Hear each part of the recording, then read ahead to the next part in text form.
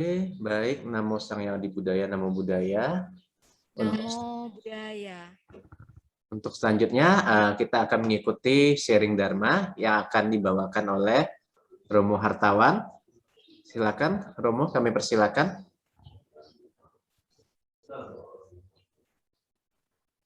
Suaranya belum keluar, Romo. Coba dites dulu. Belum. Nggak keluar suaranya.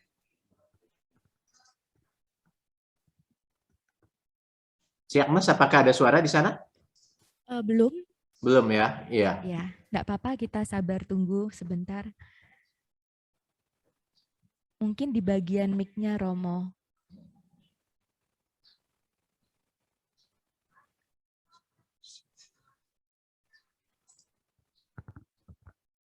Belum ada. Halo? Oke. Sudah. Kok bisa ini ya? Sudah bisa, Romo? Sudah. Sudah ada suara, Romo. Mungkin mic-nya kali tadi. Halo? Ya, sudah Romo. Sudah bisa. Halo? Ya, sudah. Sudah bisa. Saya yang malah nggak kedengaran suara Romo nih.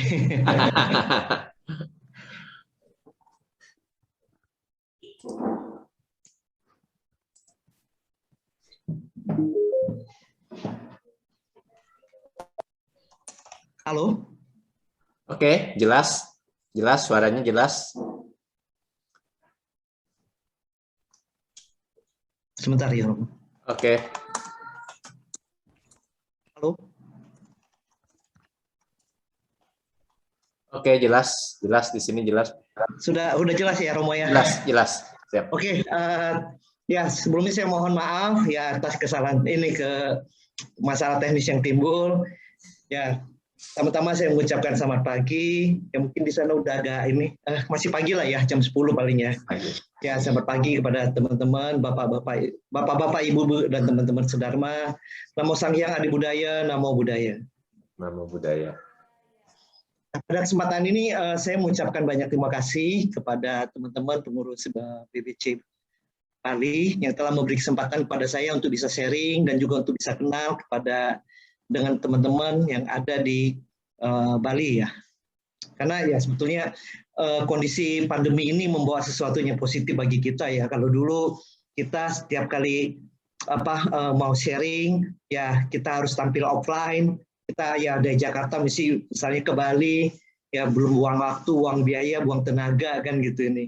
Tapi dengan kondisi pandemi ini ya kita sekarang lebih memudahkan kita, lebih memaksa kita untuk belajar dan menggunakan teknologi yang ada sehingga ya sekarang sudah nggak aneh ya, sudah sangat biasa ya. Kalau kebaktiannya ada di Bali tapi penceramahnya bisa ada di mana saja ya, Romo ya. Ya inilah salah satu dampak positif daripada pandemi ini. Ya, makanya kita mesti melihat dua sisi ya, segala sesuatu pasti akan ada positif dan negatifnya. Nah, pada kesempatan ini saya akan membawakan topik tentang uang dan kebahagiaan. Untuk itu saya izin untuk share screen saya ya, Romo.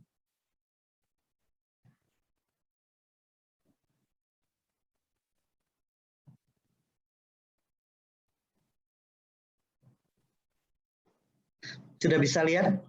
Sudah bisa. Oke, jelas.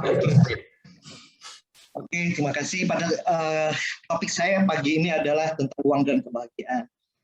Kalau kita bicara tentang uang dan kebahagiaan, biasanya akan muncul banyak pertanyaan. Nah, di sini pertanyaan saya highlight hanya beberapa aja. Yang pertama adalah, apakah tujuan kita mencari uang? Ini yang biasanya muncul kan. Ini sebetulnya kalau kita bicara uang, ya tujuannya kita cari uang untuk apa sih? Kemudian yang kedua, pertanyaan kedua adalah, apakah punya banyak uang bisa membuat kita bahagia? Ya, karena sebagian orang menganggap ya uang itu ya adalah sumber kebahagiaan. Ya, padahal kan belum tentu ya. Oke, kita lihat pertanyaan yang ketiga, apakah tidak mempunyai uang itu akan membuat kita tidak bahagia? Ya sama. Tidak mempunyai uang juga belum tentu akan membuat kita tidak bahagia. Oke. Pertanyaan yang keempat adalah, bisakah uang memberi kebahagiaan? Yang pertanyaan kelima adalah, apakah untuk menjadi umat Buddha yang baik harus tidak berhubungan dengan material atau uang? Nah, ini pertanyaan-pertanyaan yang sering muncul kalau kita bicara tentang uang di dalam kehidupan kita ya. Bapak-bapak, ibu-ibu, teman-teman sedama semuanya. Nah, sekarang akan kita lihat sebetulnya apa sih tujuan kita mencari uang. Oke, mungkin saya akan mulai dari slide yang ini dulu. Ya, ini adalah hierarki Maslow ya. Mungkin kalau bapak-bapak, ibu-ibu, teman-teman yang pernah baca ya, bahwasanya di dalam kehidupan kita ini ya, kita itu harus punya kemampuan untuk memenuhi kebutuhan dasar kita. Ya, atau kalau waktu kita sekolah dulu kan, kebutuhan dasar kita atau kebutuhan primer apa sih? Pastinya adalah sandang, pangan, dan papan, betul ya? Ya, sandang, pangan, dan papan. Nah, ini sejalan dengan teori yang disampaikan oleh Maslow, bahwasanya ya untuk menjalankan hidup kita, ya kita harus bisa memenuhi kebutuhan fisiologis kita, yaitu makanan, minuman, tidur, dan pakaian. Ya, jadi setidaknya kita harus bisa memenuhi kebutuhan dasar ini dulu. Ya, nah, kebutuhan dasar tadi seperti saya sampaikan adalah sandang, pangan, dan papan. Jadi yang pertama kalau kita bicara yang terutama ya pangan. Tentunya kita harus bisa memenuhi kebutuhan kita untuk makan dan minum, betul nggak, sehari-hari. Karena kalau kita untuk memenuhi makan dan minum aja tidak bisa, ya bagaimana kita bisa menjalankan hidup ini, betul? Nah, ini yang kita harus punya kemandirian ya untuk bisa memenuhi kebutuhan dasar, yaitu tadi pangan. Yang kedua adalah sandang. Sandang, kalau kita lihat sandang adalah kalau kita ini artikan sandang adalah pakaian. Ya tentunya kan kita juga butuh pakaian dalam kehidupan kita sehari-hari. Nah tentu. Jadi yang kedua kita harus bisa memenuhi kebutuhan kita terhadap sandang. Yang ketiga adalah papan. Ya papan adalah tempat tinggal. Artinya kita harus bisa mempunyai tempat tinggal. Ya baik tempat tinggal yang paling ideal adalah kalau kita punya tempat tinggal yang jadi hak milik kita ya.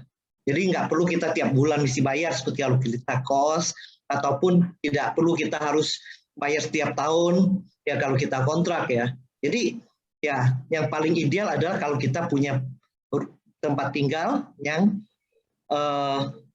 milik kita sendiri. Tapi kalaupun kita tidak punya tempat tinggal yang milik kita sendiri, ya kontrak juga nggak masalah, kos pun juga nggak masalah. Yang penting itu kebutuhan dasar kita adalah punya tempat tinggal. Jadi kebutuhan dasar kita yang harus kita penuhi untuk menjalankan kehidupan adalah ya yang pertama adalah pangan, sandang, dan papan. Nah, pertanyaannya, bapak-bapak, ibu-ibu, dan teman-teman sedama, pertanyaannya, mulai kapan dan sampai kapan kita harus bisa memenuhi kebutuhan dasar tersebut? Ya, ini kalau kita bicara kebutuhan yang lain, saya nggak bahas ya. Kita akan langsung masuk ke pertanyaan berikutnya, ya, mulai kapan dan sampai kapan kita harus bisa memenuhi kebutuhan dasar hidup kita. Nah, saya ambil teori yang lain, yaitu dari Stephen Covey, yang dalam bukunya tentang 7 Habits of Highly Effective People. Mungkin teman-teman juga udah pernah baca atau dapat training, mungkin dapat workshopnya, atau malah mungkin beberapa sudah jadi pelatih untuk modul ini ya, tentang 7 Habits. Karena buku ini saya bagus sekali untuk menjadi pegangan kita di dalam menjalankan kehidupan. Nah, saya tidak akan menjelaskan secara global ya, secara lengkap tentang 7 Habits ini. Ya, yang saya akan ambil di sini adalah periode kehidupannya, level kehidupannya, di mana Stephen Covey itu membagi kehidupan itu menjadi 3 level. Level pertama adalah dependence, yang artinya ketergantungan. Level kedua adalah independent, artinya mandiri. Dan level ketiga adalah level yang dinamakan interdependent, saling ketergantungan. Jadi setiap manusia yang hidup, ya pasti akan mengalami level-level seperti ini. Ya, pertama adalah dependent, ketergantungan, kemudian independent, kemandirian, Dan yang ketiga adalah interdependent, saling ketergantungan. Nah, dalam hal apa saja level ini akan berlaku? Level-level ini akan berlaku ya dalam kehidupan sosial kita, spiritual kita, maupun kehidupan finansial kita. Bapak-bapak, ibu-ibu, teman-teman semua. Jadi, nah pada kesempatan ini saya akan membahas adalah bagaimana kaitannya level-level ini tidak terkait dengan kehidupan finansial kita. Ya, jadi saya akan masuk slide berikutnya, di mana saya membagi kehidupan ini menjadi 3 periode. Ya, jadi yang periode pertama adalah periode masa mencari ilmu. Ya, mungkin yang perlu saya jelaskan di sini adalah ya masa mencari ilmu itu yang paling ideal itu ya sejak kecil ya, sejak kita dilahirkan kan sebetulnya kita udah belajar jadi bayi, anak-anak, remaja, kemudian dewasa sampai kita menyelesaikan pendidikan kita baik di S1, S2 maupun S3 ya. Itu adalah masa kita untuk mencari ilmu. Nah, bagaimana kaitannya dengan kehidupan finansial di masa ini? Biasanya, orang-orang yang ada di masa ini, hidupnya ada di level dependent atau ketergantungan. Ya, itu yang paling ideal, betul nggak? Jadi kalau kita sebagai anak-anak, dalam kehidupan rumah tangga, ya pastinya kita akan bergantung ke siapa sih untuk mencari ilmu ini? Pastinya kita akan tergantung dengan orang tua kita. Betul nggak? Itu yang paling ideal kan? Bagaimana kita punya orang tua yang bisa membiayai kita untuk hidup sehari-hari, kemudian juga bisa mengakses dunia pendidikan yang bisa menjadi bekal bagi kita di kehidupan kita yang akan datang. Itu yang paling ideal. Tapi pada kenyataannya, banyak juga yang tidak mengalami hidup yang ideal seperti itu. Ya, di mana kenapa? Bisa jadi yang pertama, orang tua mereka bukan orang tua yang siap untuk menjalani hidup berkeluarga dan bertanggung jawab terhadap anak-anaknya. Ya, jadi bukan banyak, ada orang yang orang tua yang mereka menikah, kemudian mereka tidak siap untuk menghidupi anak-anaknya, baik dalam kehidupan sehari-hari maupun dalam mengakses pendidikan. Nah, ini yang menjadi problem kan, bagaimana kita harus bisa menjadi orang tua yang siap untuk menjadi gantungan. Ya, karena kalau kita bicara masalah tergantung, dependence, ya pastinya adanya digantungin, betul nggak? Bapak-bapak, ibu-ibu itu. Jadi kalau kita ngomong tergantung kan pasti akan adanya digantungin kan. Nah, kalau kita lihat di masa yang pertama ini, masa mencari ilmu, ya seharusnya kita ini memang bergantung. Ya, bergantung pada siapa gantungan kita? Tentunya orang tua. Tapi kalau orang tua itu bisa menjadi gantungan. Tapi pada kenyataannya tidak semua orang tua bisa menjadi gantungan. Ya, karena kenapa ya? Mungkin mereka orang tua juga belum siap sehingga tidak bisa mencari, tidak punya kemandirian secara finansial sehingga mereka tidak bisa membiayai hidup anaknya ya baik untuk kehidupan sehari-hari maupun untuk mengakses dunia pendidikan. Atau bisa jadi juga ya karena yang lebih parah lagi, kalau anak tersebut mempunyai anak-anak yang mempunyai orang tua yang tidak punya tanggung jawab terhadap keluarga, terhadap anak-anak kan gitu ininya, sehingga ya telantarlah mereka. Nah, kalau sudah mengalami hal yang seperti ini, apa yang harus dilakukan, bapak-bapak, ibu-ibu? Udah pastikan anak-anak ini akan ya tidak punya gantungan. Artinya dia harus mencari gantungan yang lain. Ya. Siapa gantungan yang lain? Ya, bisa.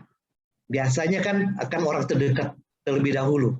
Bisa kakek neneknya, ya, bisa om tantenya, ya, bisa keluarga besarnya yang lain. Ya, ataupun malah yang lebih parah lagi kalau tergantung dengan ya kehidupan ini eksternal ya seperti ke yayasan sosial, ke ya panti ya kan gitu ininya. Nah, ini yang akan terjadi. Jadi di masa mencari ilmu ini ya memang biasanya anak-anak itu akan ketergantungan secara finansial ya. Tapi ada juga dengan kondisi yang memang buruk seperti itu, akhirnya memaksa anak-anak sejak dari usia dini, mereka yang seharusnya tergantung ya, seharusnya yang ditanggung jawab orang tua, mereka sudah harus bekerja dan memenuhi kebutuhan hidup mereka, dan bagaimana mereka juga bisa membiayain sendiri untuk biaya pendidikan mereka. Ya, ini yang kadang-kadang yang saya cukup yang salut kepada anak-anak yang seperti itu. Ya, walaupun dalam kondisi yang sulit, ya dalam kondisi yang tidak memadai, ya orang tua yang nggak bisa diandalkan, mereka punya kemauan tinggi ya untuk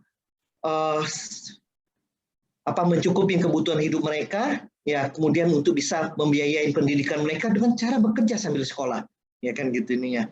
Nah, ini problem yang biasanya terjadi di masa mencari ilmu, ya. Nah, sekarang kita akan masuk di periode kedua, yaitu masa cari uang. Biasanya kalau kita sudah sekolah S1, S2, S3 atau mungkin SMA kan gitu ininya. Periode berikutnya apa yang harus kita lakukan, Bapak-bapak, Ibu-ibu? Tentunya ya kita harus mencari uang, betul nggak? Ya. Nah, kita mencari uang dengan bekal mana? Dengan bekal di masa pertama tadi, yaitu masa mencari ilmu.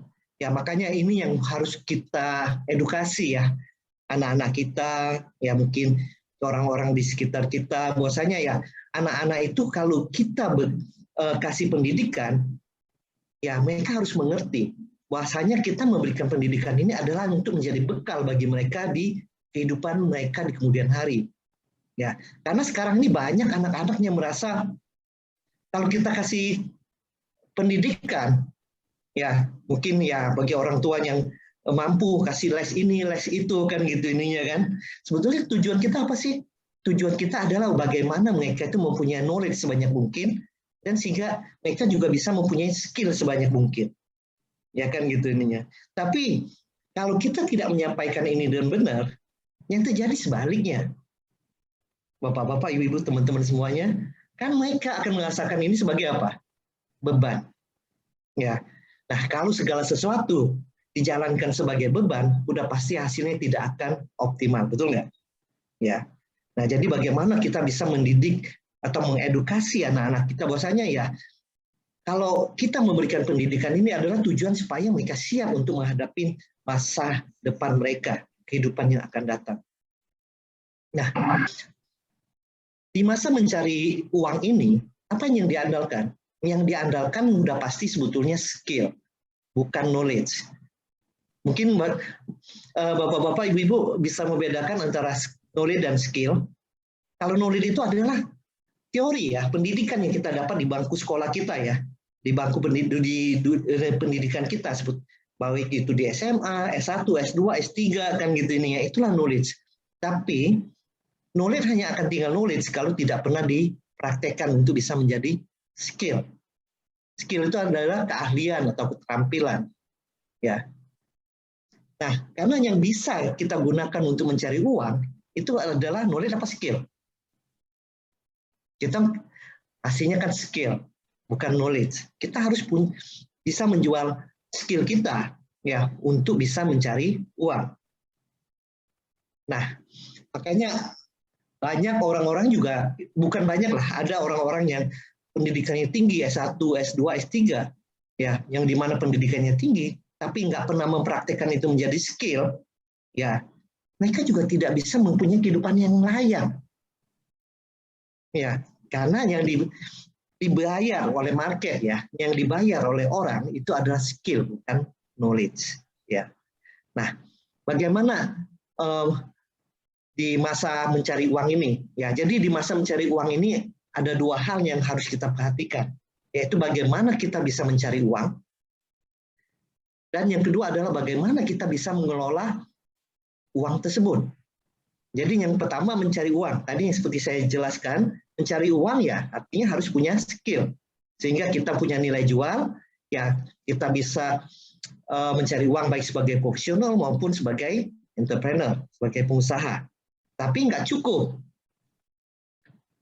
Kita juga harus pintar mencari pengelola keuangan tersebut. Betul nggak? Ya, karena kalau kita nggak pintar mengelola keuangan tersebut, ya berapa uang yang masuk, Kalau uang yang keluar lebih besar daripada uang yang masuk, yang terjadi apa? Akan kaya atau miskin? Atau ya udah pasti kan akan menjadi miskin.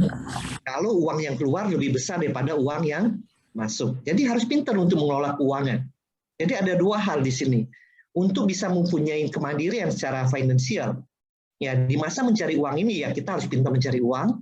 Yang kedua kita harus pintar mengelola uang tersebut. Sehingga dengan demikian kita akan punya kemandirian finansial di masa cari uang ini. Nah, tapi di masa cari uang ini nggak cukup juga kita melakukan dua hal itu.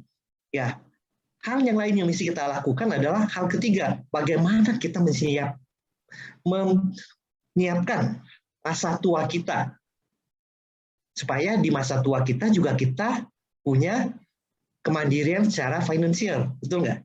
Karena kalau kita lihat fenomena, banyak orang-orang tua yang tadinya mandiri di masa mencari uang ini, tapi setelah masuk ke usia tua, ya usia pensiun, akhirnya kembali lagi ke ketergantungan. Karena kenapa? Kalau udah pensiun kan berarti udah nggak punya income. Tapi kalau mereka tidak punya tabungan, ya tidak punya investasi yang bisa menghasilkan passive income, ya tentunya mereka kan akan tidak punya kemandirian secara finansial lagi di masa tuanya, betul nggak?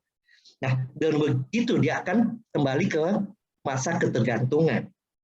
Nah, kalau kita bicara masa ketergantungan di periode yang ketiga, ya di masa ketiga ini adalah masalah cari surga, yaitu pada waktu masa tua kita kan seharusnya. Ya, nah idealnya apa sih? Idealnya adalah kalau kita di masa periode ketiga ini, masa cari surga, kita itu tidak perlu lagi cari uang. Jadi kita nggak perlu lagi cari uang sampai tua, betul nggak? Ini ya. Nah, dengan kita tidak perlu lagi cari uang sampai tua, ya tentunya kita akan punya waktu. Ya.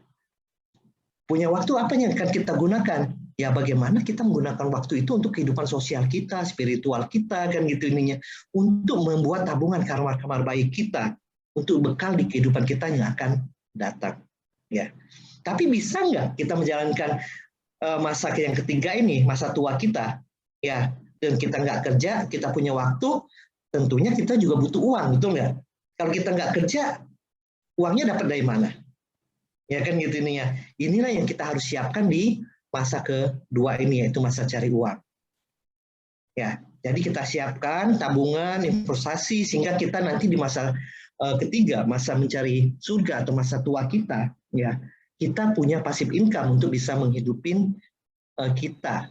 Ya, kita punya kemandirian secara finansial di masa tua kita.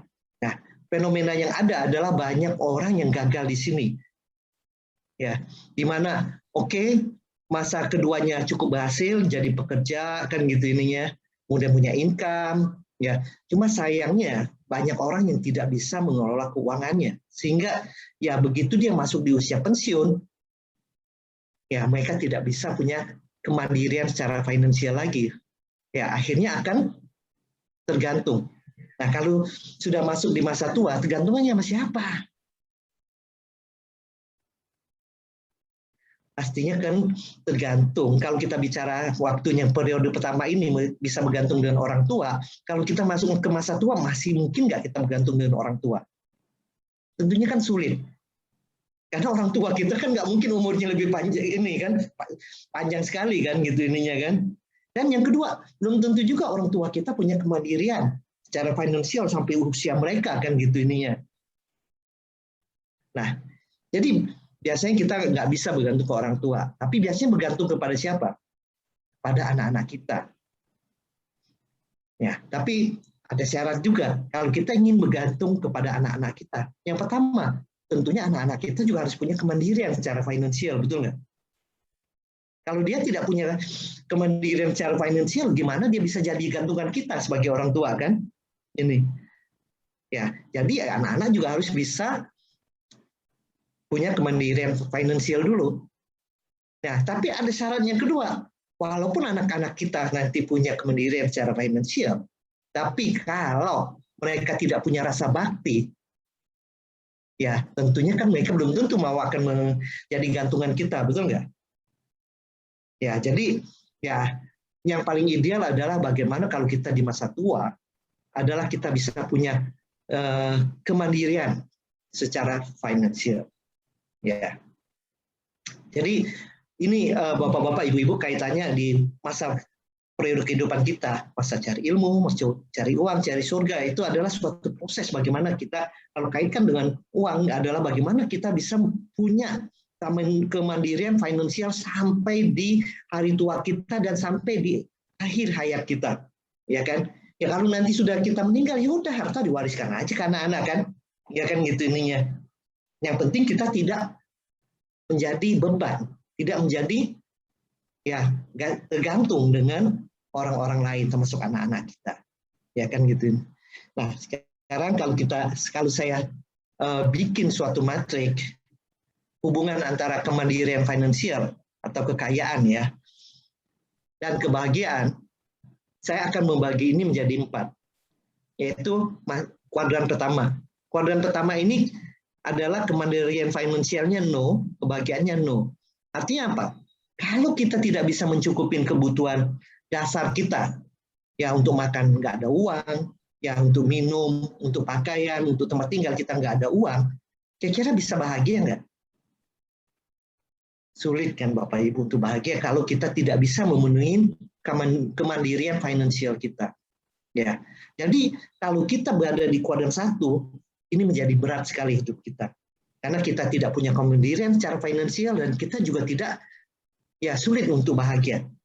Ya, nah kita lihat kuadran yang berikutnya adalah kuadran kedua. Kuadran kedua artinya dia tidak bisa punya kemandirian secara finansial, tapi dia bisa bahagia. Loh, kok bisa? Orang yang nggak punya kemandirian secara finansial, tapi kok bisa bahagia?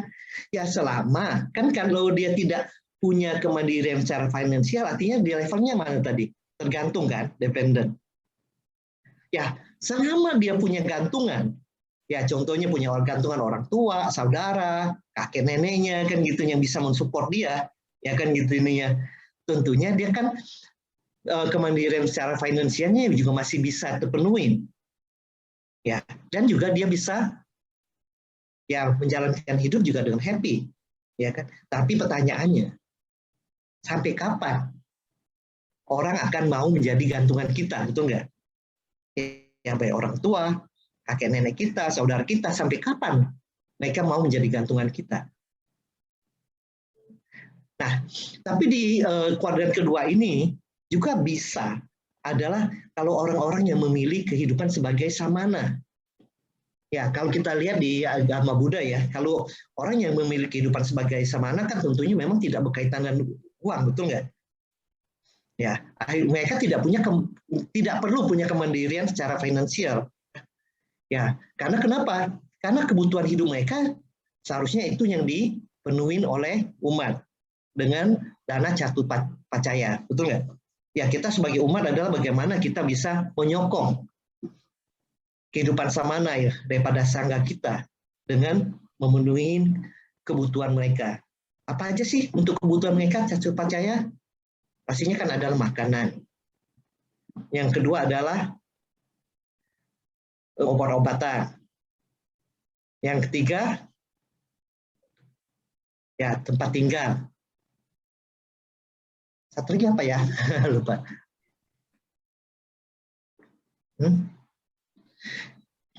Oke.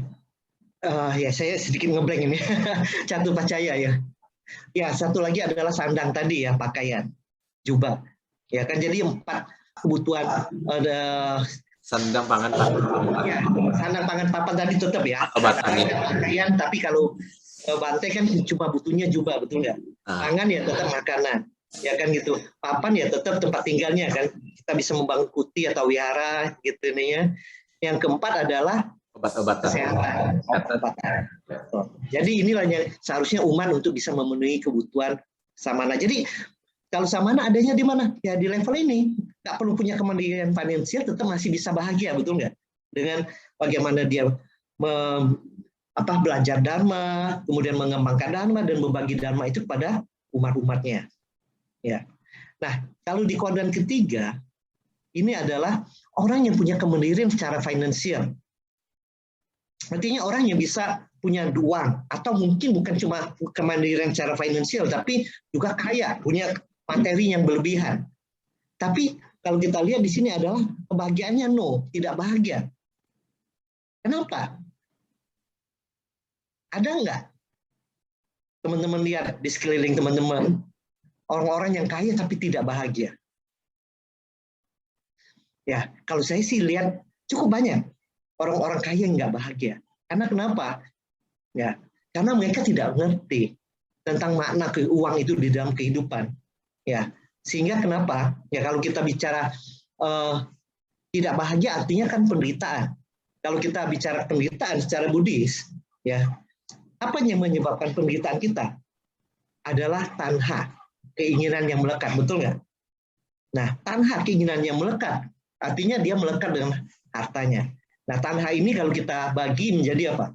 Loba, dosa, dan moha. Loba yaitu kesalahan. Ya, orang udah punya harta, begitu lihat orang punya harta lebih, dia timbul kesalahan. Wah, pokoknya saya mesti punya lebih, ya kan? Akhirnya nggak akan pernah puas. Selalu ingin lebih dan lebih, betul nggak? Kalau sudah punya kesalahan seperti ini, bisa bahagia nggak hidup? Nah, kemudian yang kedua, dosa. Ya, dosa itu adalah bisa kemarahan, kebencian, iri hati, kan gitu ininya kan? Ya, kalau kita misalnya tidak bisa merasa cukup dengan apa yang kita miliki dan kita selalu membandingkan dengan orang lain, ya akhirnya akan timbul apa? Dosa kita, iri hati, kesel, kemarahan, kebencian. Kok orang lain bisa punya lebih dari saya sih, gitu kan gitu ininya. Itu akan menyebabkan penderitaan nggak? Akan menyebabkan penderitaan. Ya. Nah, ini semua akarnya dari mana? Akarnya adalah moha, kebodohan, ketidaktahuan. Ya. Jadi kalau kita tidak mau menderita, ya seharusnya kita tahu. Dengan kita tahu, oh uang ini fungsinya kayak ini, uang ini ngelolanya buat ini, kalau lebih apa yang mesti kita lakukan. Dengan begitu kita bisa menjadi orang kaya yang tidak serakah dan tidak melekat. Ya kan gitu ininya. Nah, itulah tujuan kita semua sebetulnya untuk masuk di kuadran keempat. Bagaimana kita bisa jadi orang yang punya kemandirian secara finansial, ya, atau bisa punya kekayaan, tapi kita bisa bahagia.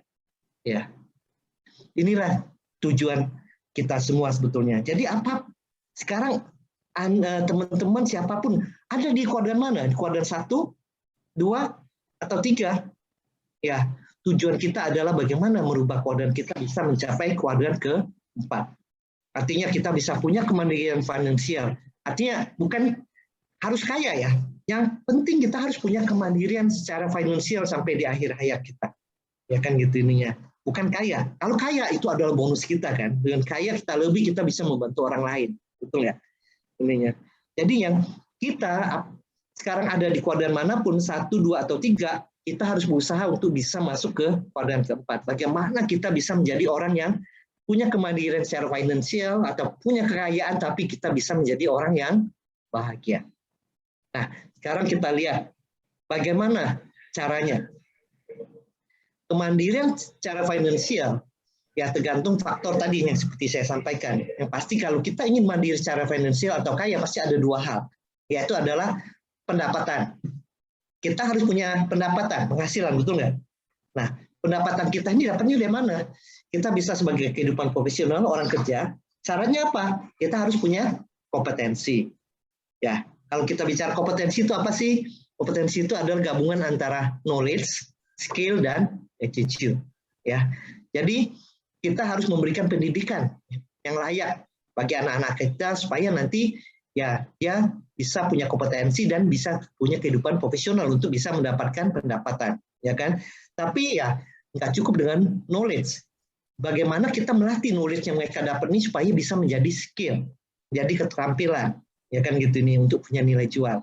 Tapi yang lebih utama lagi, Bapak-bapak, Ibu-ibu, sebetulnya kalau kita bicara di kompetensi, knowledge, skill, dan attitude, yang paling utama adalah attitude. Karena kesuksesan orang, ya, kesuksesan seseorang itu 70% tergantung dari attitude-nya. Ya. hanya 30-an% yang tergantung dari knowledge dan skill-nya. Karena kenapa? Attitude itu penting sekali. Karena attitude yang harus dimiliki setiap orang untuk sukses adalah yang pertama yaitu mau kerja keras. Ya, bekerja keras. Bagaimana dia bekerja keras untuk belajar, bagaimana dia bekerja keras untuk mempraktekkan knowledge-nya menjadi skill, dan bagaimana dia bisa mempraktekkan skill-nya untuk bisa menghasilkan menjadi uang. Ya kan gitu ininya. Dia harus mau bekerja keras. Kemudian apalagi attitude yang harus dikembangkan? Dia harus punya jujur. Kan di Karania Metasuta kan dia harus jujur dan sungguh jujur, betul nggak? Ini yang harus dikembangkan untuk bisa menjadi orang yang sukses. Dan yang ketiga, attitude apa yang harus dimiliki? Attitude humbleness, rendah hati, jangan sombong, jangan tinggi hati kan. Karena dengan kita humbleness, kita punya kerendahan hati, kita bisa melayani orang lain, dan begitu kita akan bisa punya banyak teman. Dengan begitu kita punya networking, sehingga pada waktu kita mau usaha juga gampang. Kita mau kerja juga kan akan banyak networknya bisa membantu kita. Ya kan gitu ininya. Nah, inilah yang harus dimiliki. Tapi kalau satu lagi untuk mendapat pendapatan bisa menjadi pengusaha. Kalau untuk menjadi pengusaha apa sih? Ya, sebetulnya ya tadi syaratnya punya kompetensi, kemudian ditambah dengan modal dan networking. Bagaimana punya modal dan kemampuan membangun network. Iya, itulah syarat untuk bisa menjadi pengusaha. Nah, kalau dia sudah dapat income, pendapatan, baik sebagai profesional maupun pengusaha, apa yang mesti dilakukan supaya punya kemandirian secara finansial? Yaitu kedua, mengelola pendapatan. Nah, bagaimana mengelola pendapatan? Yang pertama kita harus memanage ya keuangan pengeluaran kita. Di mana kita harus bisa membedakan need dan want. Ya. Need itu adalah kebutuhan, want adalah keinginan. Ya. Nah, sekarang kalau kita bicara need dan want, pertanyaan saya, tadi kan kita kaitkan antara sandang, pangan, dan papan. Betul nggak? Kalau kebutuhan kita terhadap pangan, itu need apa want? Ayo mungkin kita sharing aja ya. Kita ini supaya nggak membosankan cuma dari saya aja.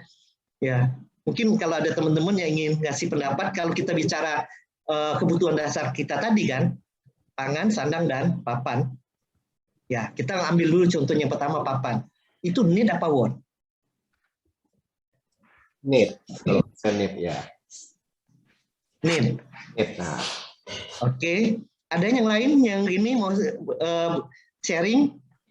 Ya, kalau kita ngomong papan itu need apa want? Kebutuhan atau keinginan?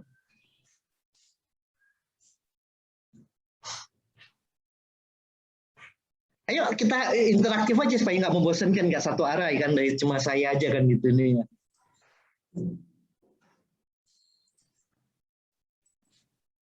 Oke. Ya, yang primer itu sih sebenarnya kalau menurut saya need, yang primer. Ya. Oke, kalau kita bicara masalah pangan, ya makanan, sebetulnya itu bisa menjadi need dan bisa menjadi want. Karena kalau kita bicara masalah pangan, ya, kalau kita tahu, ya balik lagi kan, kita jangan bodoh atau ketidaktahuan, moha tadi kan. Kalau kita mengerti bahwasanya makan itu adalah tujuannya apa sih? Tujuannya adalah bagaimana memberikan tenaga, memberikan energi, memberikan kalori bagi kita untuk bisa menjalankan kehidupan. Ya kan gitu ininya. Artinya ya, kita akan makan ya sesuai dengan tujuan tersebut kan. Secukupnya. Itulah ini. Tapi kalau kita inginnya makannya enak-enak terus makannya di mall, makannya di restoran yang mahal kan gitu. Padahal kemampuan kita belum cukup di sana. Itu bukannya need lagi, jadi want kan, gitu ininya. Ya. Nah, kalau kita bicara sandang juga sama, akan bisa menjadi need dan want. Kita harus tahu tujuan kita sandang, pakaian. Tujuannya apa sih? Untuk kita ya tampil layak lah kan gitu, melindungi kita dari panas dan dingin. Tapi kalau kita ingin pakaian yang semuanya yang branded, itu sudah want kan, bukan need lagi kan. Gitu ini ya. Nah, itu yang mesti kita bedakan, mana need dan mana want. Jadi kalau kita bisa membedakan need dan want, ya kita akan cukup aman hidup kita kan. Kita akan bisa mengelola keuangan kita dengan baik. Nah, kemudian yang berikutnya pengelolaan pendapatan adalah hutang. Ya, padahal nanti saya jelaskan. Buddha juga pernah mengajarkan kepada Anantapindika adalah hidup yang bahagia adalah hidup tanpa hutang. Tapi bisa nggak di dunia sekarang ini kita hidup tanpa hutang? sulit, ya kan gitu ininya. Sulit hidup tanpa hutang. Karena ya kita mau beli rumah, duitnya belum cukup. Nanti kalau kita kumpulin dulu, harga rumah udah naik duluan, betul nggak? Ya nggak terkejar. Ya. Jadi apa yang mesti kita ini lakukan? Boleh nggak hutang? Boleh. Ya kan gitu ininya. Sejauh kita bisa punya kemampuan untuk membayar hutang tersebut. Nah, kalau di teori keuangan modern, hutang itu sebaiknya hanya maksimal 30%. Bapak-bapak, ibu-ibu dari income kita. Ya kan gitu, karena kan 70% kita masih butuh untuk makan, untuk kebutuhan sehari-hari, untuk yang lain-lain kan gitu ininya kan. Jadi ya sebaiknya hanya 30% dari income kita yang bisa kita gunakan untuk membayar hutang. Ya kan gitu. Makanya hitung-hitung, jangan sampai nanti dari pendapatan kita lebih dari 50% hanya untuk bayar hutang. Ya kan gitu, berarti yang lain akan jadi shrinking kan, akan mengecil, betul nggak? Ininya. Ya.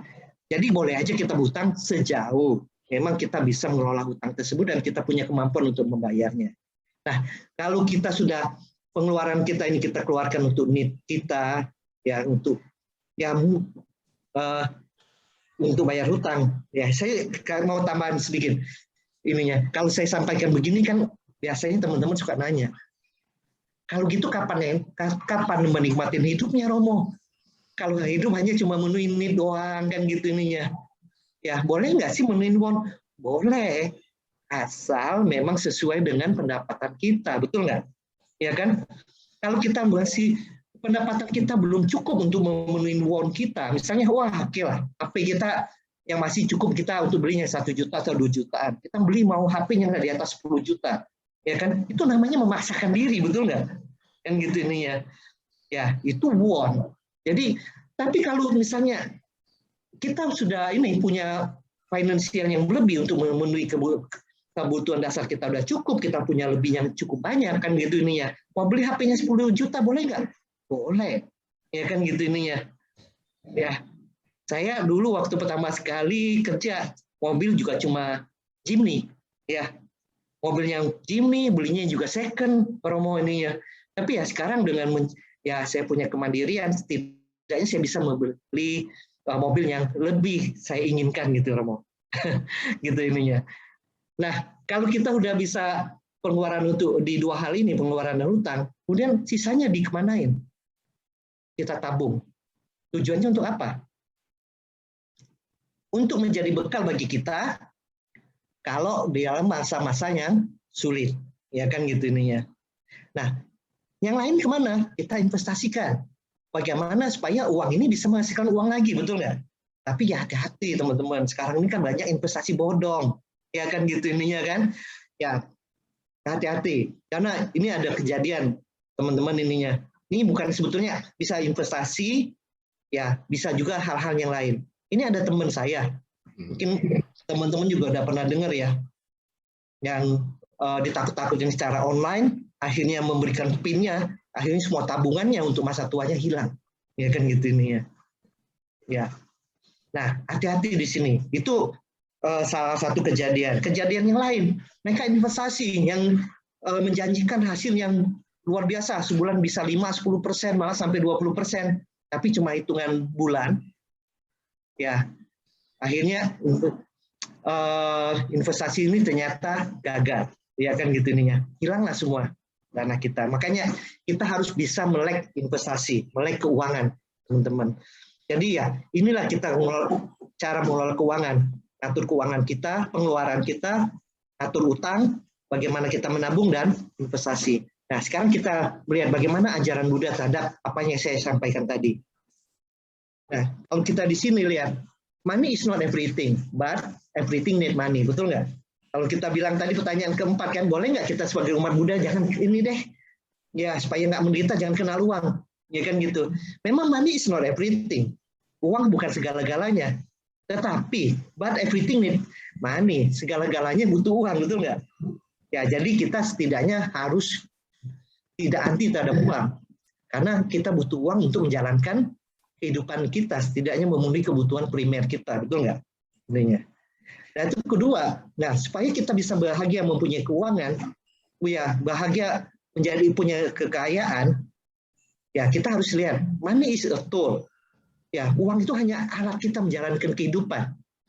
Ya, jadi uang itu bukan hak milik Bapak-bapak, Ibu-ibu, betul nggak? Adalah hak pakai. Karena kenapa? Kalau hak milik artinya pada akhir kehidupan kita nanti kita bawa, betul nggak? Tapi pada kenyataannya di akhir kehidupan kita nggak bawa, betul? Ya, jadi money is a tool, ya bukan segala-galanya, ya. Nah, kalau kita tahu money is a tool, artinya kita harus tahu we have to be a master of our money. Ya, kita harus bisa menjadi tuan di uang kita, jangan kita dipertuan kan, not a slave kan gitu ininya. Jadi jangan diperbudak oleh uang, ya kan gitu. Jadi kita yang harus bisa menjadi tuan bagi uang kita. Bagaimana kita ngatur uang kita, ya kan? Mana yang digunakan untuk kebutuhan hidup kita, mana kita gunakan untuk bisa membantu orang lain kan? Jangan hanya serakah, melekat sehingga kita ini hanya menjadi budak uang, ya kan gitu ininya. Nah, bagaimana ajaran Buddha tentang kepemilikan harta? Buddha tidak melarang untuk kepemilikan harta. Ya, Buddha mendorong kerja keras untuk kepemilikan harta. Karena kenapa? Karena kekayaan bisa memberi kesempatan untuk menjalankan kehidupan yang baik dan melakukan perbuatan yang bermanfaat. Betul nggak? Dengan kita punya uang, kita bisa menjalankan kehidupan kita dengan lebih baik, dan kita juga bisa menggunakan kelebihan uang kita untuk bisa melakukan perbuatan yang bermanfaat, bisa membantu orang lain, ya kan? Nah, kemudian yang lain, ya untuk bisa bahagia, menjadi orang kaya yang bahagia, Buddha menganjurkan untuk tidak melekat terhadap kekayaan tersebut. Ya, karena kebahagiaan bukan karena kekayaan semata. Ya. Jadi teman-teman, ya Buddha tidak anti terhadap uang, ya kan gitu ininya. Artinya kalau kita menjadi perumah tangga, ya kita pasti akan terkait dengan uang, tapi hal-hal ini yang dianjurkan oleh Buddha. Ya. Nah, tadi kan saya sampaikan bagaimana cara kita untuk mendapatkan pendapatan yang layak. Nah, ini adalah ajaran Buddha kepada Digha Janu, seorang perumah tangga. Ada 4 hal yang mendukung kebahagiaan manusia. Yang pertama, ia sebaiknya terampil, efisien, ya, bersungguh-sungguh dan bersemangat dalam profesi apapun yang ia jalankan. Dan ia sebaiknya memahaminya dengan baik, atau utana sampada. Artinya dari dulu Buddha juga sudah mengajarkan, kalau kita ingin punya pendapatan yang layak, ya kan gitu ininya, kita harus punya skill, ya sebaiknya terampil, efisien, bersungguh-sungguh, bersemangat kan gitu ini ya. Jadi kan kalau kita ngomong masalah kompetensi, sebetulnya itu sudah diajarkan oleh Buddha lebih dari 2.500 tahun yang lalu, ya kan gitu ininya. Nah, yang kedua apalagi yang Buddha ajarkan? Ia sebaiknya melindungi penghasilannya yang telah ia dapatkan dengan benar dengan keringat dari dahinya atau araka sampada. Artinya Buddha pun juga dari 2.500 tahun yang lalu sudah mengajarkan kita untuk apa? Mengelola keuangan yang baik, ya kan gitu ininya. Nah, yang ketiga, ia sebaiknya memiliki teman-teman baik atau kalyanamitrata yang jujur, terpelajar, mulia, bebas, dan pandai, yang akan menolongnya sepanjang jalan yang benar dan jauh dari kejahatan. Nah, ini kalau kita kaitkan adalah masalah networking, bagaimana kita punya kehidupan sosial dan punya networking dengan punya teman-teman yang baik, ya. Itu yang akan menunjang kita di dalam kehidupan finansial kita. Nah, yang keempat adalah ia sebaiknya berbelanja dengan masuk akal dengan penghasilannya, tidak terlalu banyak atau terlalu sedikit, ya. Atau ini sama wikata. Ya, artinya apa? Udah mengajarkan bagaimana kita memanage pengeluaran kita kan. Ya, tidak terlalu sedikit dan juga tidak terlalu banyak kan ininya. Nah, kita akan lihat ajaran Buddha yang lain tentang keuangan kepada pemuda Sigala. Di mana Buddha mengajarkan bagaimana mengelola keuangan. Ya, sebaiknya yang kita gunakan untuk kebutuhan berapa persen, teman-teman? 25%. Ya. Kemudian yang kita tabung berapa persen? 25%. Dan sebaiknya 50% kita investasikan. Ya kan gitu ininya. Jadi sebaiknya kalau memungkinkan, kalau penghasilan kita bagus, ya kita 25% aja yang kita pakai untuk kebutuhan hidup kita. 25% tabung untuk jaga-jaga kalau kita menghadapi di masa-masa susah. Ya, seperti di masa pandemi ini, kalau kita udah punya tabungan, ya mungkin kita nggak akan terlalu menderita, betul nggak? Tapi kalau kita tidak punya tabungan di masa pandemi ini, akan susah lah kita. Di mana banyak orang yang kena PHK, ya tidak ada income lagi, kan bagaimana kita menjalani kehidupan kita dengan kondisinya seperti itu, ya kan? Nah, kemudian 50%-nya sebaiknya diinvestasikan supaya dia bisa menghasilkan uang kembali. Inilah yang diajarkan Buddha kepada pemuda Sigala tentang pengelolaan keuangan yang ada di Sigala Sutta. Ya. Kemudian apalagi yang diajarkan Buddha? Inilah yang diajarkan Buddha kepada Anantapindika. Anantapindika ini adalah orang kaya. Ya, sama dengan saya sebetulnya namanya hartawan pada waktu zamannya Buddha ya, gitu ininya. Di mana yang diajarkan oleh Buddha kepada Anantapindika adalah yang pertama, menikmati keamanan ekonomi atau kekayaan yang diperoleh dengan cara adil dan benar. Artinya, ya kalau kita punya uang, ya kita bisa punya keamanan ekonomi, artinya kita bisa menyiapkan masa tua kita, ya kan gitu ini ya. Kita bisa tenang sampai di akhir masa tua kita. Jadi kita punya keamanan ekonomi, ya, yang diperoleh dengan cara yang adil dan benar atau atisuka. Yang kedua, membelanjakan kekayaan itu dengan bebas oleh dirinya sendiri, ya, sendiri, keluarganya, teman, saudaranya, dan untuk pembuatan jasa atau boga suka. Artinya apa? Ya kalau kita punya uang, tentunya kita nggak tergantung dengan orang lain dong. Kalau mau belanja sesuatu kan nggak perlu minta kan. Kita bisa belanjakan untuk diri kita sendiri. Ada lebih kita bisa bantu ya keluarga kita, teman kita, saudara kita, ataupun kita gunakan untuk perbuatan baik kita ya, untuk kegiatan sosial. Nah kemudian yang ketiga adalah yang diajarkan Buddha kepada Anantapindika adalah terbebas dari hutang. Anak-anak suka. Jadi sebaiknya kalau memang kita punya kemampuan, uang yang ada, ya lunasin semua hutang kita. Dan begitu kita nggak punya beban. Dengan begitu kita akan lebih hidup bahagia, betul nggak? Ya, kemudian yang keempat, menjalani hidup tanpa celah atau suci, dan suci tanpa melakukan kejahatan dalam pikiran, perkataan, dan perbuatan. Ya ini yang keempat ini nggak terkait dengan finansial ya, teman-teman 1, 2, 3 yang terkait dengan finansial. Ini yang diajarkan Buddha kepada Anantapindika. Ya. Jadi kesimpulannya, Buddha menganggap kemandirian finansial atau kekayaan sebagai salah satu unsur kebahagiaan manusia. Kebahagiaan bukan karena kekayaan semata, kemudian harus diimbangi dengan pengembangan spiritual dan moral. Yang keempat, jangan melekat dan memiliki harta sehingga menghambat kemajuan spiritual. Yang kelima, untuk menjadi orang kaya yang bahagia harus mengerti bagaimana untuk mencari uang dan mengelolanya, dan mengerti fungsi uang di dalam kehidupan kita sehingga tidak timbul keserakahan dan kemelekatan. Ya, saya pikir cukup yang saya sampaikan. Sebetulnya kalau ada waktu, saya mau sharing sedikit tentang frugal living. Teman-teman udah pernah dengar nggak tentang frugal living? Belum. Ada yang pernah dengar tentang frugal living? Belum. Kalau saya sharing sebentar lagi 5 menit, kayaknya masih cukup nggak waktunya? Boleh, dong. Boleh. Oke, saya stop, saya masuk ke slide saya di file saya yang lain ya, Romo. Oke.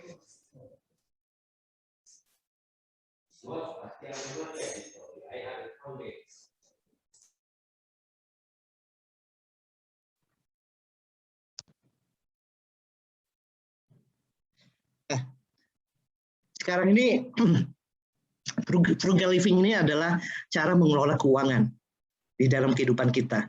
Ya, tadi kan tujuan kehidupan kita ada supaya punya kemandirian secara finansial kan, baik sekarang maupun sampai di masa tua kita dan di akhir hayat kita kan. Nah, sekarang ini yang top adalah frugal living. Ya, dimana kenapa frugal living ini sangat berkembang, sangat update ya sekarang ini di dunia. Karena di Amerika itu sebetulnya kalau kita lihat, kebanyakan orang itu hidup gali lubang tutup lubang, betul nggak? Ya, mereka hidup hanya dari kartu kredit, gesek sana, gesek sini, akhir bulan cuma bayar hutang kan gitu ininya. Ini nggak punya tabungan di dalam kehidupan mereka. Berbeda dengan orang-orang di China, di mana mereka hidup sangat hemat, ya kan gitu nih, sehingga di masa tua mereka punya tabungan yang banyak dan bisa menikmati hidup mereka, ya kan? Itu beda kehidupan ekonomi antara Amerika dan di China kan. Dan kita sebagai ya ada keturunan Tionghoa, ya kita pun juga sebetulnya sudah diajarkan oleh orang tua kita kan untuk bisa hidup hemat. Ya, tapi ini yang harus dibedakan antara hemat dan pelit. Ya kan gitu. Kalau kita hemat, kadang-kadang kan kita cuma ya makan apa adanya, pakaian apa adanya kan gitu. Ya, seperti yang tadi pertanyaan, kapan nikmatnya hidup kan gitu ininya, kapan bahagianya kalau cuma seperti itu kan. Nah, frugal living ini enggak seperti itu. Jadi frugal living ini adalah bagaimana kita hidup memenuhi kebutuhan kita, dan kalau seandainya punya kelebihan bagaimana kita bisa memenuhi want kita, keinginan kita. Keinginan kita misalnya mau jalan-jalan ke luar negeri, mau jalan beli barang bagus, kan gitu ininya. Itu tetap dimungkinkan. Tapi sejauh memang masih pendapatan kita masih lebih besar dari itu. Ya, oke. Saya putarkan video sekitar 3 menit ya, Romo. Nanti saya penggal-penggal aja ya.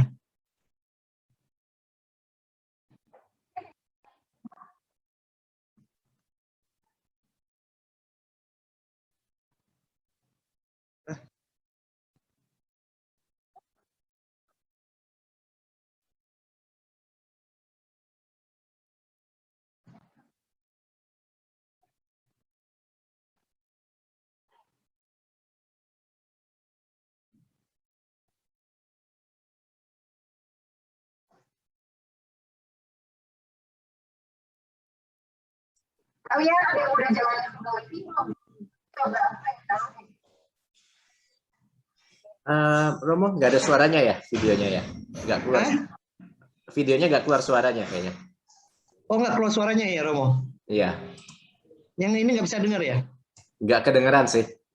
Itu dalam bahasa apa ya? Bahasa Indonesia sih. Oke. Nggak kedengeran. Coba ya. Bisa dengar nggak? Belum. Enggak ya?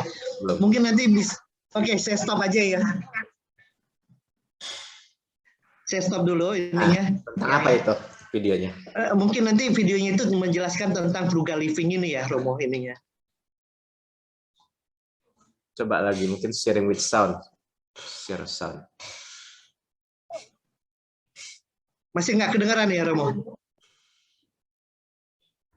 Belum ada suara. Oke, mungkin saya stop aja videonya. Biasanya ada share sound gitu. Share sound ya. Share sound ya. Jadi waktu kita stop share dulu, waktu mau share lagi di kiri bawah ada share sound. Jadi video suara dan video itu bisa ikut ke share. Share sound-nya di ini ya, di. Coba share dulu, habis itu nanti waktu kita pilih filenya di sebelah kiri bawah.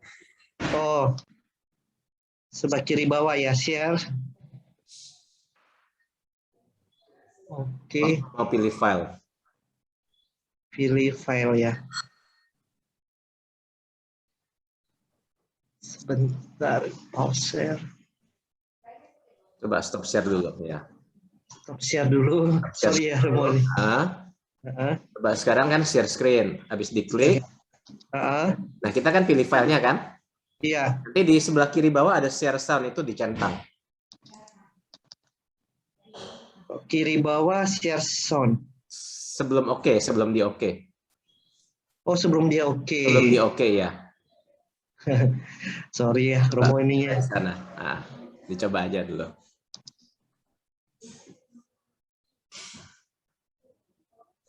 Oke. Kayaknya saya nggak ketemu nanti. Mungkin saya jelaskan aja ya. Boleh. Oke, mungkin teman-teman nanti kan bisa buka di YouTube banyak itu tentang kehidupan frugal living.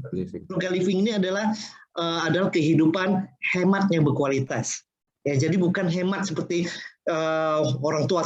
Mungkin ada beberapa orang tua kita nyuruh hemat sekali kan, makan sampai ini, tapi uangnya banyak.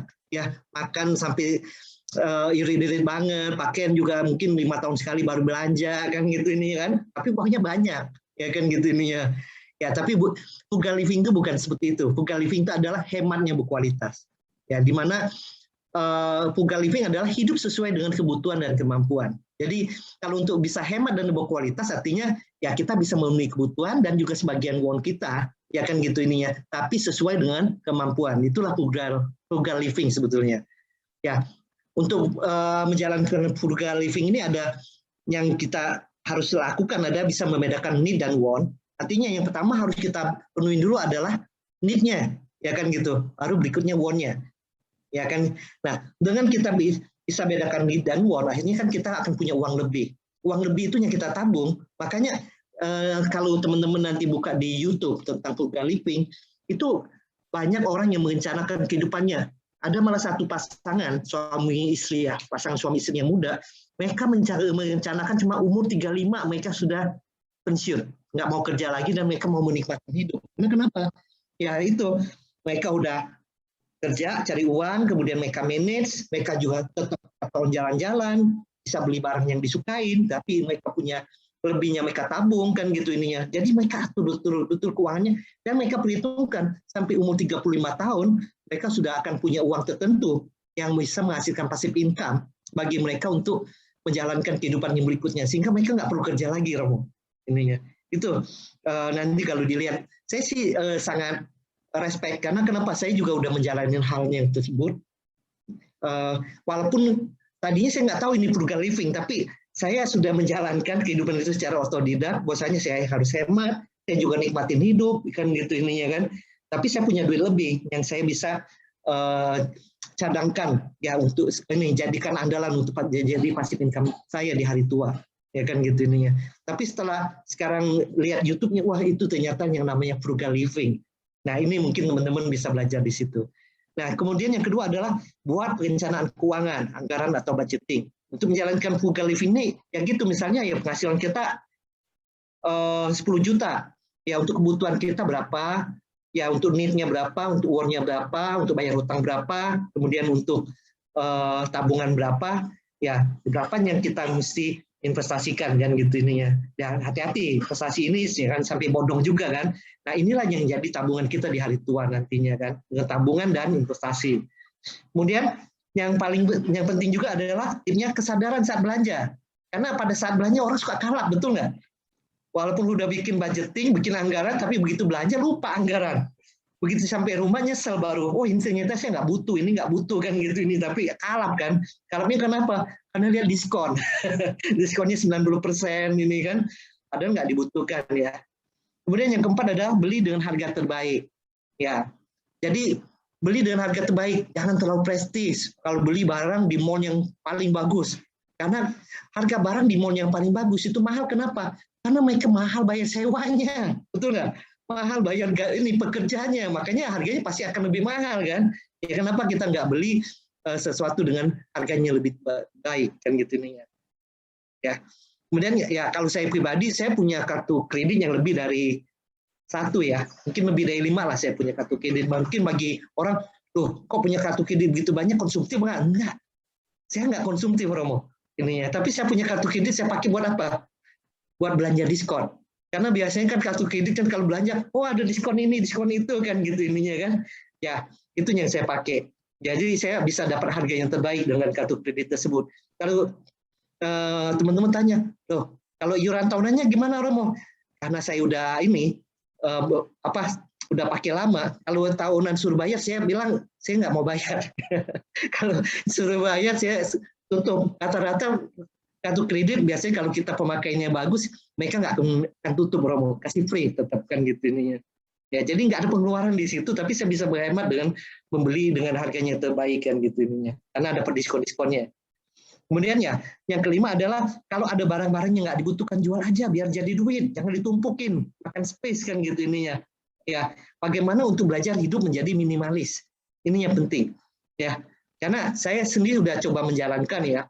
Waktu saya muda, saya itu selalu berpikir ingin punya rumah yang besar, yang punya kolam renang, punya gym, punya bapak tingkat kan gitu ininya. Ya, tapi sekarang setelah saya jalanin, bagi saya itu adalah beban. Karena kenapa? Kalau kita hidup kan kita paling cuma butuh 2-3 kamar kan untuk keluarga kan gitu. Kita punya rumah yang besar sekali, kolam renang sendiri kan. Akhirnya apa? Biaya yang kita keluarkan banyak. Dan juga ketergantungan kita dengan siapa? Dengan pembantu-pembantu kita, betul nggak? Apalagi cari pembantu sekarang nggak mudah kan? Udah nggak mudah, belum lagi nanti mesti keluarin duit tiap bulannya kan gitu ininya kan. Ya, akhirnya sekarang saya berubah menjadi minimalis. Ya, kita cari rumah yang cukup deh, 2 kamar atau ini yang secukupnya. Dengan gitu kita nggak punya pembantu pun juga nggak apa-apa. Jadi kita nggak punya pengeluaran ekstra kan untuk itu kan, kita bisa kerjakan sendiri kan. Jadi dengan kita hidup minimalis, pengeluaran kita akan lebih sedikit Om. Itunya ininya. Dengan demikian yang saving kita akan jauh lebih besar ya kan gitu ininya. Jadi kita akan lebih cepat untuk bisa financial freedom ya. Kita punya passive income di hari tua. Nah, itu yang saya harap dengan apanya saya sharing ini ya terutama untuk teman-teman yang masih muda ya kan gitu ininya, untuk bisa melakukan itu baik sendiri maupun bersama keluarga ya, bersama pasangan hidupnya, suami istri kan gitu ininya, karena ini yang bisa dilakukan bersama kan gitu ininya. Jadi mudah-mudahan ya kita semua dengan mengerti tentang fungsi uang, mengelola uang, ya kita bisa menjadi orang kaya yang bahagia. Demikian yang bisa saya sampaikan. Ya mudah-mudahan bisa bermanfaat bagi bapak-bapak dan ibu-ibu dan teman-teman sedama semuanya. Terima kasih. Namo Sanghyang Adi Budaya, Namo Buddhaya. Saya stop share-nya ya. Oke, terima kasih Romo atas sharingnya. Mungkin kita buka sesi tanya jawab ya. Boleh. 3 orang. Kira-kira dari teman-teman di Zoom ataupun teman-teman di BBC, mungkin ada yang mau bertanya? Ada. Ini udah bisa ya? Ya. Oke, bisa ya. Pak Made sudah jelas. Iya. Ya, Romo. Iya, Pak Made, Romo Made. Saya ini ingin menanyakan apa yang saya butuhkan kira-kira menurut pendapat Romo pada saat sekarang ini, di mana usia saya sudah 75 tahun. Terima kasih Romo. Ya. Oke, terima kasih Pak Made. Ya sebetulnya kalau bicara apa yang dibutuhkan, ya balik lagi ya Pak Made. Saya kan ini baru kenal Pak Made sekarang, jadi saya belum tahu ya kondisinya Pak Made kan.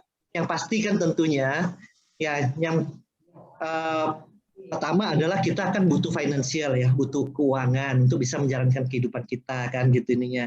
Nah, yang mesti kita review ya, kita evaluasi apakah kita memang udah, walaupun Pak Made udah umur 75 ya, apakah Pak Made punya kemandirian finansial seperti itu ya, artinya Pak Made udah nggak kerja tapi punya tabungan untuk di hari tua kan gitu ininya. Nah kalau seandainya enggak apa-apa ya kan gitu ininya, ya artinya ini bagaimana untuk bisa mencukupin kebutuhan sehari-harinya kan, apakah Pak Made bisa bergantung ini bisa mengandalkan anak-anak kan gitu ininya untuk bisa mencukupin hal seperti itu kan gitu ininya. Kalau anak-anak memang bisa memenuhi seperti itu, artinya ya secara finansial Pak Made kan ada di kuadran kedua kan, walaupun tidak misalnya belum ini nggak punya kemandirian karena tadi kemudian tapi Pak Made kan bisa cukup bahagia. Nah, bagaimana dengan kondisi tidak perlu bekerja lagi, apa yang mesti Pak Made lakukan? Ya isilah waktu ini dengan untuk jadi bekal kita di kehidupan yang akan datang, supaya kita bisa terlahir di alam yang lebih bahagia kan. Ya caranya gimana sih? Ya caranya gimana? Ya caranya adalah bagaimana kita bisa memperbanyak perbuatan baik kita dan kehidupan sosial. Kehidupan sosial itu apa sih? Bentar ya. Ya, kehidupan sosial itu ya tidak ini kita mulai dari skalanya tuh kecil ya, itu kehidupan sosial di keluarga kita, ya kan di teman-teman kita, kemudian di komunitas kita kan gitu ininya. Kehidupan sosial ini yang kita harus bangun kan, karena intinya di masa tua ini Pak Made, kita kalau kesendirian juga susah kan Pak, sepi kan gitu ininya kan. Ya, makanya kalau saya sih sejak saya lebih muda dari sekarang ini, saya udah coba membangun komunitas dan teman-teman supaya nanti kenapa pada waktu saya masuk usia lanjut, ya saya masih punya banyak teman walaupun saya nggak kerja, saya masih punya teman-teman ya untuk bisa sharing, untuk bisa jalan bareng mungkin ya Pak Made ininya. Kemudian yang lain yang mesti dilakukan adalah bagaimana kita lebih mengembangkan spiritual kita Pak Made. Jadi dengan kita lebih banyak belajar dharma, lebih banyak meditasi, sehingga kita harapkan kita bisa punya batin yang tenang seimbang, UPK ya Pak Made. Dengan kita punya batin yang tenang seimbang, sehingga mudah-mudahan nanti pada waktu kita menghadapi akhir hidup kita tuh nggak panik dan kita nggak takut. Karena batin kita seimbang kan. Biasanya ya, kalau kita, banyak kan orang, ya maaf ya Pak Made, banyak orang yang kalau menghadapi kematian itu takut kan. Ngomong mati aja, kematian aja, kayaknya jangan ngomong kematian kan gitu ininya. Padahal kematian itu adalah sesuatu yang pasti terjadi terhadap semua orang, betul nggak? Nggak akan ada orang yang nggak mati. Jadi nggak perlu ditakutin, tapi bagaimana kita harus siap menghadapi kematian itu yang penting kan. Ya, makanya kita harus mengembangkan spiritual kita, belajar dharma, meditasi, melatih pikiran kita sehingga kita bisa punya panya, bijaksanaan, ya kan. Dengan begitu kita akan bisa punya UPK, ya batin yang tenang seimbang. Sehingga pada waktu kita menghadapi akhir kehidupan kita, apa yang kita rasakan? Kita akan tenang seimbang ya. Memang kematian itu adalah akhir dari periode kehidupan ini dan akan menjadi awal bagi kehidupan kita yang akan datang. Dan kalau kita udah merasa, oh kita udah banyak bekal yang kita lakukan di dalam kehidupan, nggak ada yang kita takutin. Kita udah yakin bahwasanya, oh mudah-mudahan karma baik kita akan berbuah dan kita akan dapat kehidupan yang lebih baik kan gitu. Jadi nggak usah ditakutin. Ya, kemudian juga tadi ada kan orang yang mau meninggal, yang pikiran terakhirnya yang muncul apa? Melekatannya terhadap hartanya. Wah nanti rumah besar saya gimana, mobil mewah saya gimana kan, uang saya yang segitu banyak di itu, bank gimana kan gitu ini ya. Melekat dengan kekayaannya. Akhirnya itu yang seperti ada salah satu cerita Buddhis ya, bahwasanya akhirnya meninggal dan jadi kutu bagi barangnya itu kan gitu. Dia tetap hidup di barangnya tersebut tapi sebagai kutunya kan gitu nih ya. Ya jangan sampai kita mengalami hidupnya seperti itu kan gitu nih. Jadi ya kalau kita udah membekali hidup kita dengan kehidupan sosial, dengan spiritual, melatih batin kita punya batinnya tenang seimbang. Ya, mudah-mudahan ini akan memberikan ketenangan kita pada waktu menjalani akhir hidup kita dan menjadi bekal bagi kita untuk bisa mendapatkan kehidupan yang lebih baik di kehidupan yang akan datang. Ya, atau mudah-mudahan kita bisa mencapai nibbana di suatu waktu. Ya, itu sih Pak Made yang bisa saya sharing.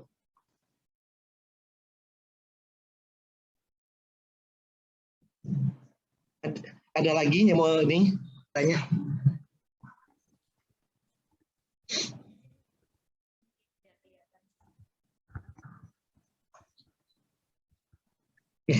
Budaya Romo. Nama budaya. Ya, terima kasih. Saya ingin bertanya tentang warisan. Biasanya kan kalau warisan itu warisan harta kayak gitu ya. Bagaimana kalau kita diwarisin hutang yang sebenarnya kita nggak tahu sih asal muasal dari hutang tersebut. Itu bagaimana ya Romo ya kalau kita menghadapi masalah seperti itu? Ya ini yang masalahnya ini ya muncul dari eksternal kita kan sebetulnya kan ininya bukan dari diri kita sendiri kan gitu. Ya kalau kita diwarisin dengan harta mungkin ya bisa kita terima dengan penuh kebahagiaan betul nggak ininya. Tapi kalau diwarisin hutang apa yang terjadi kan gitu ininya. Nah, kita sebetulnya mesti melihat kan gitu ininya. Ya kalau diwariskan hutang sebetulnya kita mesti lihat dasar hukumnya. Ya kan apakah memang hutang itu memang harus menjadi ini apakah itu menjadi tanggung jawab bagi orang yang berhutang itu atau memang bisa menjadi ini kewajiban turunan sehingga menjadi kewajiban bagi orang lain untuk membayar hutang tersebut kan itu mesti dilihat dulu secara hukumnya gitu ini ya karena saya sih nggak ahli hukum kan gitu ini ya tapi menurut saya itu yang mesti dilihat kan gitu ini ya dan kalaupun kita misalnya diwariskan hutang dan secara hukum memang kita mesti menanggungnya ya kita harus belajar untuk menerima itu kan gitu ini ya. Nah saya terus terang saya nggak tahu dalam bentuk hutang seperti apa kan gitu itu mungkin nanti mesti bisa dikonsultasikan ke orang hukumnya ya ininya. Nah tapi kalau seandainya memang wajib secara hukum kita nggak akan bisa lari dari kondisi tersebut kan gitu ini ya. Ya kita mesti harus siap untuk menanggung tersebut kan gitu harus kita jalanin karena kalau tidak itu akan jadi beban kita dan kita akan menderita kan gitu ini ya. Ya tapi kalau seandainya memang itu secara hukum ternyata memang nggak menjadi beban kita, tidak jadi kewajiban kita, ya kita harus jelaskan ini bukan kewajiban kita kan gitu ininya. Jadi balikan lagi, kita ini kan hidup di dunia ini kan ada hukum juga yang berlaku, hukum duniawinya ya. Selain memang hukum-hukum yang dharma seperti yang diajarkan oleh Buddha kan gitu ini. Begitu sih, Bu. Ya, jadi saya nggak bisa detail ya bagaimana ininya karena saya nggak tahu permasalahan hutang sendiri sebetulnya bentuknya apa ya karena mungkin waktunya terbatas ya. Kalau untuk bicara di forum ini ya Bu. Ya mungkin lebih konsultasi ke bagian hukumnya kali ya Romo ya. Iya betul. Ya mungkin kalau Ibu mau konsultasi bagian hukum kan kita di Budayana kan ada ini konsultan hukumnya ya, karena ini ya, Pak Sugi ya. Mungkin kalau Ibu butuh nanti kan kita bisa hubungkan dengan ini Pak Sugi. Ya. Iya, baik Romo, terima kasih. Iya, terima kasih. Namo Buddhaya.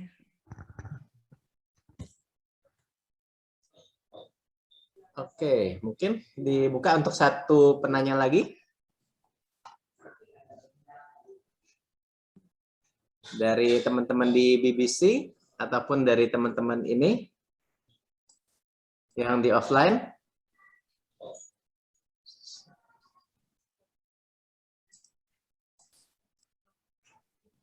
Oke. Ya, mungkin ada yang mau ini? Satu orang lagi bertanya atau sharing mengenai finansial? Ya, kalau enggak, saya ada sedikit ya, Romo. Ya, silakan Romo. Kan tabungan, seberapa banyak sih tabungannya itu baru bisa dikatakan kita cukup atau berlimpah, ya kan? Apakah untuk tabungan selama 5 tahun, kita udah ada waktu simpanan untuk 5 tahun ke depan punya, atau 10 tahun, atau nominal tertentu, atau berapa persen gitu? Apakah ada patokannya seberapa itu baru berlimpah dan bisa digunakan? Dan di mana lagi, apalagi sekarang di dunia ini kan sangat konsumtif ya. Kalau kita lihat e-commerce itu di mana-mana itu kartu kredit, e-commerce, ojek online, itu semua menawarkan diskon yang gila-gilaan banget. Ya, dari Shopee, Tokopedia itu diskonnya, waduh, mereka bakar-bakar uang. Dan kita sebagai konsumen itu seperti dituntut konsumtif jadinya. Sangat-sangat konsumtif. Diskon 90%, 50%, semuanya. GoFood juga. Grab, itu semua banyak banget. Jadi kita jadi kepancing. Gimana kita menanggapi pancingan-pancingan itu dibandingkan dengan keberlimpahannya atau tabungannya kita juga? Ada tips nggak? Ya, terima kasih Romo. Nah, kalau saya jawab yang terakhir dulu ya, Romo tanya bagaimana menghadapi godaan terhadap ya kondisi diskon yang gila-gilaan ya dari marketplace yang ada maupun di mall. Ya, kemarin saya ke mall diskon 90% Romo. Century diskon 90% untuk obat-obatan tertentu. Mungkin karena sudah overstock kan gitu ini ya. Ya kan gitu. Nah, tadi yang seperti saya sampaikan di salah satu slide saya tentang frugal living. Salah satu tip untuk menjalankan frugal living adalah berkesadaran pada waktu belanja. Nah, itu dia. Mindfulness, Romo. Mindfulness pada waktu shopping. Ya kan gitu. Mindful when you buy something gitu. Jadi pada waktu kita membeli segala sesuatu jangan kalap kan gitu ininya. Mindful. Makanya kalau kita di Budi sudah belajar mindfulness kan, kalau mau belanja tarik napas dulu, breathing in, breathing out, breathing in. Sadar ini betul enggak sesuai dengan minat kita apa enggak kan gitu ininya. Kalau enggak lupakan, jangan tergoda gitu Romo. Ya kan gitu ininya. Nah, itu balik lagi bagaimana kita mempunyai mindfulness di dalam kehidupan kita sehari-hari, termasuk dalam belanja, Romo. Ya. Kemudian yang kedua, yang pertama tadi yang Romo tanyakan, sebetulnya sampai seberapa besar sih tabungan kita ya untuk bisa punya aman secara keamanan sampai hari tua ya, Romo. Sebetulnya tinggal kita kalkulasi dengan kebutuhan kita. Yang pertama kita harus tentukan adalah kebutuhan hidup kita sih di hari tua berapa. Misalnya saya di hari tua butuh uang lebih kurang 3 juta cukup. Ininya 3 juta per bulan. Nah, kita lihat dengan bunga bank lah. Kita anggap bunga bank sekarang ini 0,4% sebulan kan gitu ininya. Nah, bagaimana kita bisa mendapat penghasilan sekitar 3 jutaan ya dengan bunga yang 0,4%. Kalau sekarang ini ya mungkin bunga bank yang di buku 4 ya seperti BCA kan rendah sekali, tapi kalau yang di buku 1, buku 2 kan masih bisa dapat 0,4, 0, lebih lah kan gitu ya Romo. Ataupun juga kalau kita masuk obligasi ya itu bunganya kan juga hampir 0,5% sebulan. Nah, kalau kita ambil contoh aja 0,4% sebulan kan gitu ininya. Untuk dapat 3 juta per bulan ininya. Artinya kita harus punya uang 750 juta Romo. Ya kan, dengan 750 juta dikalikan bunga 0,4% sebulan, kita akan dapat bunga 3 juta sebulan. Ya kan gitu ininya. Ya artinya kita harus mengejar ya bagaimana kita dari sekarang ini untuk nabung sampai bisa angka segitu sih Romo ininya kan. Gitu ininya. Jadi dengan begitu nanti di hari tua dengan punya kita deposito atau punya duit segitu kita bisa masukkan deposito ataupun bukan reksadana lah, mungkin obligasi yang lebih aman ataupun reksadana yang aman kan gitu. Dan begitu kita bisa mendapatkan pasif income kita sebesar yang kita butuhkan dari awal kan yang sudah kita rencanakan. Ya, jadi kalau Romo tanya berapa besar sih misi kita tabung? Tergantung Romo. Seberapa besar yang nanti kita butuhkan di hari tua. Kalau saya misalnya membutuhkan 10 juta sebulan, ya paling enggak saya mesti punya uang 2,5 M Romo. Ini di tabungan saya kan bisa supaya pasif income saya dapat 10 juta per bulan. Ya kan gitu ini ya. Jadi tergantung daripada kebutuhan masing-masing di hari tuanya. Ya, tapi ini bukan sesuatu yang nggak mungkin kalau kita sudah membuat financial planning ya, perencanaan keuangan sejak kita masih muda. Yang sering gagal karena kita nggak membuat perencanaan keuangan, akhirnya pada waktu tua ya kita hidup apa adanya kan gitu ininya kan, gitu ininya. Nah, dan kita tidak punya persiapan untuk ke arah sana. Tapi kalau kita di masa tua, di masa muda sudah mempunyai financial planning yang betul, mudah-mudahan kita bisa menuju ke arah sana. Ya, cukup terdengar Romo?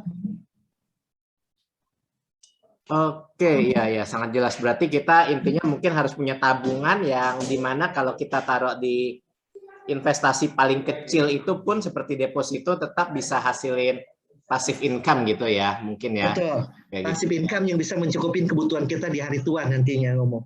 Dengan timbal balik terkecil-terkecilnya deposito kita anggap sudah cukup gitu ya. Betul, betul. Thank you, terima kasih.